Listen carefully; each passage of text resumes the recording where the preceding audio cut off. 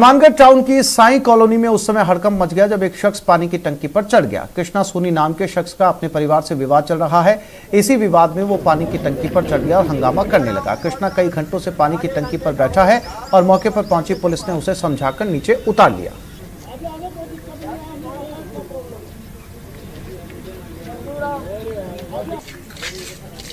और इस खबर पर हनुमानगढ़ से हमारे संवाददाता राजू रामगढ़िया हमारे साथ जुड़ गए। राजू, पारिवारिक कलह का मामला था, टंकी पर कैसे हल होगा?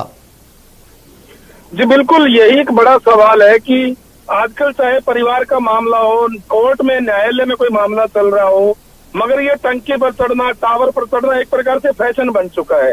ठीक इसी मामले में ऐसा हुआ कि ये जो व्यक्ति है कृष्ण सोनी, ये करीब 4-5 घंटे पहले की बात है, ये टंकी पर चढ़ गया। पुलिस को सूचना मिली, पुलिस आई और पता चला कि इसका अपने भाइयों से, अपनी पत्नी से एक पारिवारिक विवाद चल रहा है। अब चूंकि वो टंकी पर है और पुलिस और प्रशासन के जो अधिकारी मौके पर पहुंचे, उन्होंने यही समझाई थी कि आप नीचे आए और बैठ के बात करते हैं, जो भी विवाद हुआ कानून सम्मत रूप से उसका हल करवाने का प्रयास किया जाएगा। मगर बात वही है कि ये व्यक्ति उसी बात पर अड़ा रहा, जैसा कि आप कह रहे हैं कि मैं तो टंकी पर ही बैठा और यहीं जो विवाद का हल करवाया जाए। ठीक है, इसको 4-5 घंटे बाद किसी तरह से समझाइश कर नीचे उतारा गया है। अभी पुलिस बात कर रही है कि क्या मामला है आगे की। राजू, नीचे उतारने के बाद में शख्स पर एफआईआर दर्ज नहीं की गई? जी बिल्कुल, अभी पुलिस यही कार्रवाई कर रही है। अभी इसको उतारकर थाना ले जाया गया है। वहाँ पुलिस आगे की जो कार्रवाई है उसमें जुटी हुई है। जो भी शांति भंग में जो भी मामला पुलिस बना रही है उसमें जुटी हुई है। जी राजू, तमाम जानकारी के लिए आपका धन्यवाद। ये शख्स पारिवारिक कलह निपटाने के लिए इस टंकी के ऊपर चढ़ा था और इसे ये लग रहा था कि टंकी पर चढ़ने से पारिवारिक कलह खत्म हो जाएगी। पुलिस ने इसे नीचे उतारा है और एफआईआर दर्ज करने की तैयारी।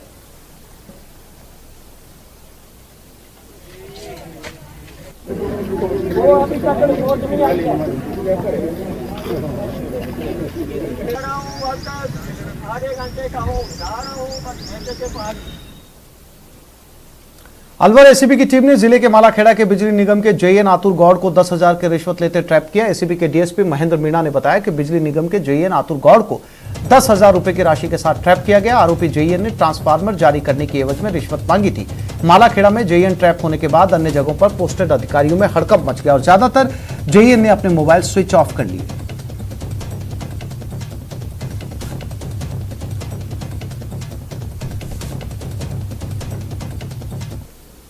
कार्रवाई की गई है मालाखेड़ा में, ये बिजली विभाग से संबंधित कार्रवाई है। मालाखेड़ा में कार्यरत जेएन आतुर गौड़ जिनका नाम है, उनको 10,000 रुपये लेते हुए परिवादी से ट्रैप किया है।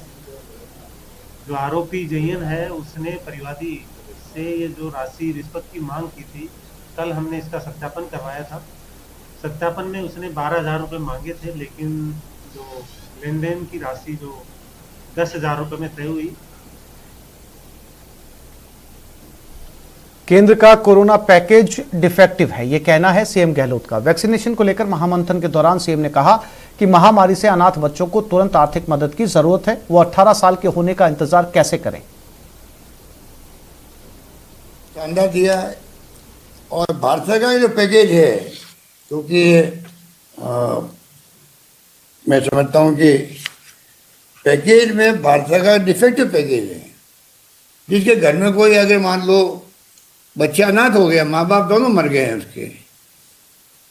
उसका भी वो कि 18 साल के बाद में हम लोग उनको देंगे। खाली पढ़ाई का इंतजाम अभी करेंगे, 18 साल के बाद में उनको फिर 30 साल तक देंगे। हम लोग उनको एडोक मदद करेंगे और 23 साल होने पर 10 लाख रुपए देंगे। वो कन्फ्यूजन है, 10 लाख पूरा देंगे या 18 से 23 तक खर्च हो जाएगा पैसा, वो काटेंगे, किसी को नहीं मालूम है। तो ये मैं अलग से डील करूंगा प्रधानमंत्री जी के साथ में कि ये आपका पैकेज डिफेक्ट जो है, जिसे विधवाओं के लिए कुछ नहीं दिया है और आपने बच्चों को 18 साल के बाद देने के बाद, 18 साल के बाद में किसने क्या देखा, कौन कहाँ रहेगा। आपको पैकेज का मतलब होता है आज तत्काल उसके घर में क्या सहायता पहुंचाई है। जैसे हमने आप सबके आशीर्वाद से दिया पैकेज, इमीडिएटली तमाम जो ऑर्फन हो गए बच्चे, विधवा हो गई, 1 लाख रुपए तो इमीडिएटली दे रहे हैं हम लोग। 2,500 रुपये दे रहे हैं हम लोग बच्चों के लिए प्रति माह।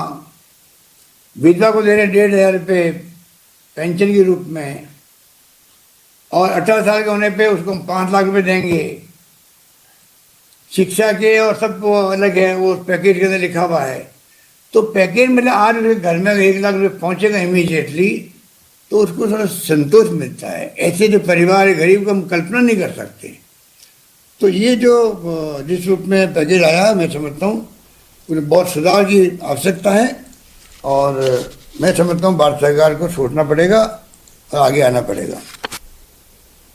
प्रदेश में कोरोना के मामले कम होने के साथ ही अब वैक्सीनेशन पर फोकस किया जा रहा है। मुख्यमंत्री अशोक गहलोत वीसी के जरिए आज पंचायत स्तर से लेकर ब्लॉक और जिला लेवल तक वैक्सीनेशन पर संवाद कर रहे हैं। इस दौरान पीसीसी चीफ गोविंद सिंह डोटासरा, चिकित्सा मंत्री रघु शर्मा, यूडीएच मंत्री शांतिलाल धारीवाल, स्पीकर सीपी जोशी जैसे दिग्गज नेता वीसी से जुड़े।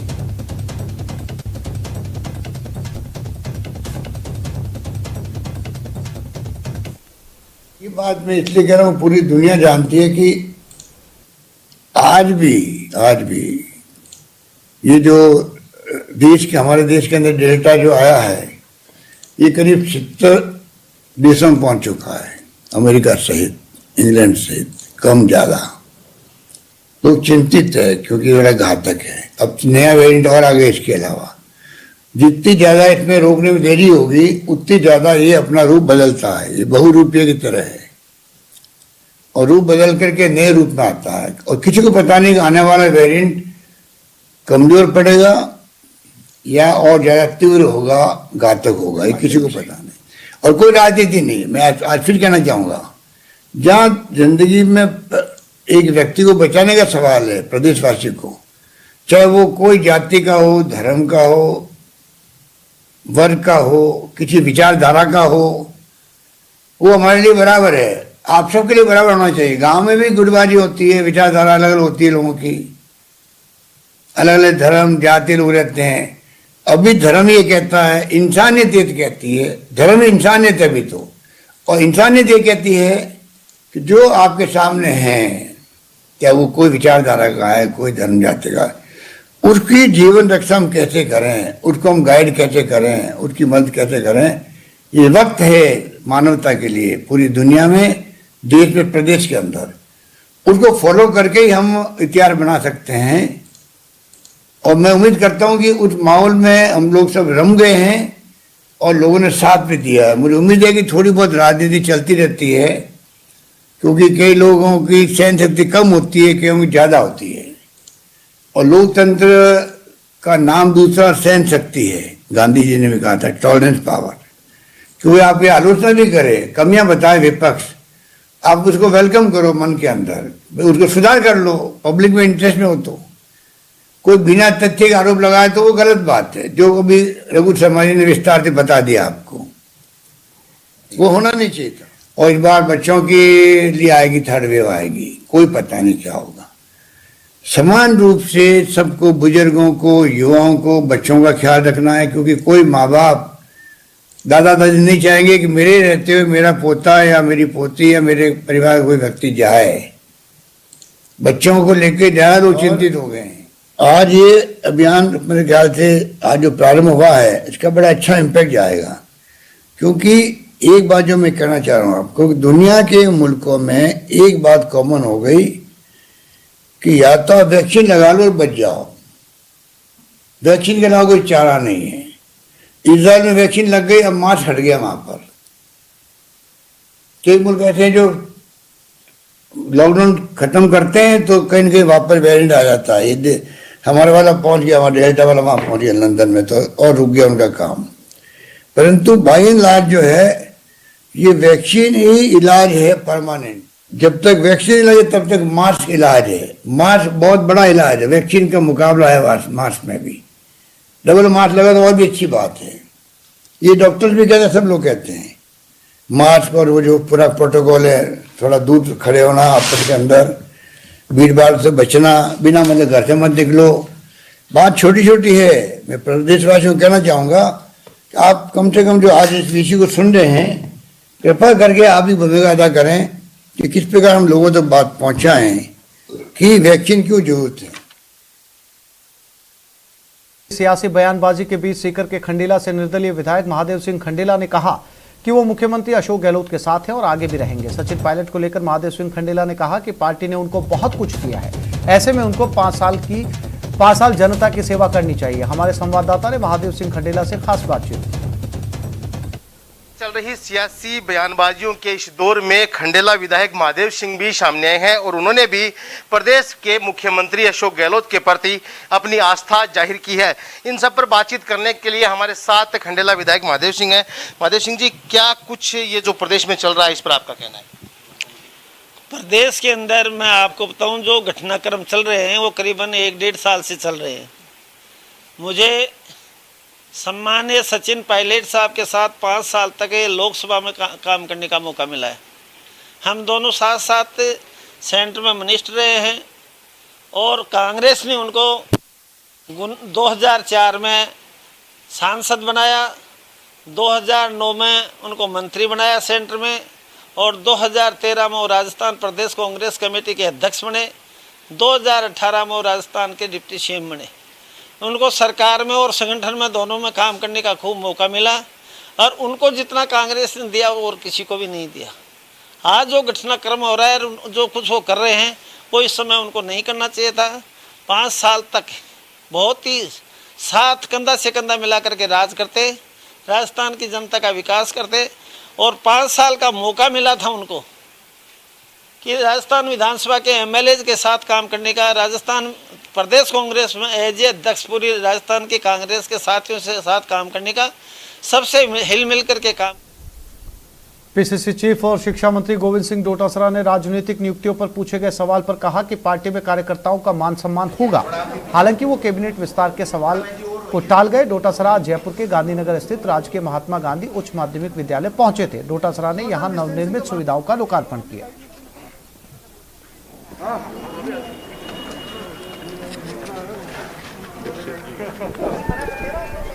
नीट की परीक्षा तो हम 26 जून को ही करवाना चाह रहे थे, लेकिन कोरोना आ गया और हम लोगों की जान बचाने में लग गए। अभी हमने 26 सितंबर इसकी डेट घोषित की है, तो 26 सितंबर को एग्जाम होगी। नीट की या टेट की वैधता की बात है तो पहले मानव संसाधन मंत्रालय था, आजकल केंद्र में शिक्षा मंत्रालय हो गया, तो उनकी पहले भी यही गाइडलाइन थी कि इसकी 7 साल वैधता है और अगर राज्य सरकार चाहे तो इसको कम कर सकती है। तमाम राज्य सरकारों ने, किसी ने 7 किया, किसी ने 1 किया, किसी ने 2 किया, किसी ने 3 किया। जब पहले बीजेपी का शासन था तब पहले 5 थी, फिर इन्होंने भी 3 कर दिया। अभी जो गाइडलाइन आई है उसमें भी यह है कि भारत सरकार ने टेट की जो सर्टिफिकेट की वैधता है उसको होल लाइफ कर दिया, लेकिन राज्य सरकारों पे छोड़ा है कि वो राज्य सरकार अगर निर्धारित कोई करता है तो वो मान्य होगी। केंद्र नेटवर्क 18 फेडरल बैंक संजीवनी गाड़ी भारत के कोविड प्रभावित जिलों में जा रही है। वैक्सीन के लिए जागरूकता फैलाने की हमारी इस मुहिम को आप भी अपना सहयोग दीजिए। चलिए आपको दिखाते हैं संजीवनी गाड़ी अब तक कहां कहां गई और आज कहां है।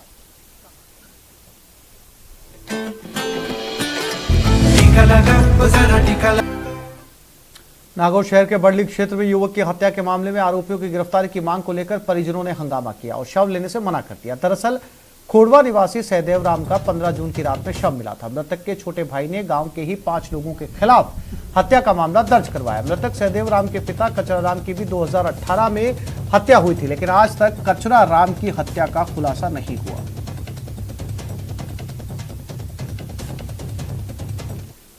तो 15 तारीख की रात्रि को मृतक सहदेव राम की हत्या करके और शव को बडली के पास फेंक के चले गए।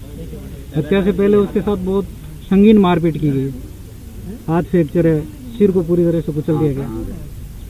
अपराधियों के हौसले देखो आप, किस तरह से चाहे जैसे उसको मार के और फेंक के चले जाते हैं। कानून नाम का कोई उनके भय नहीं।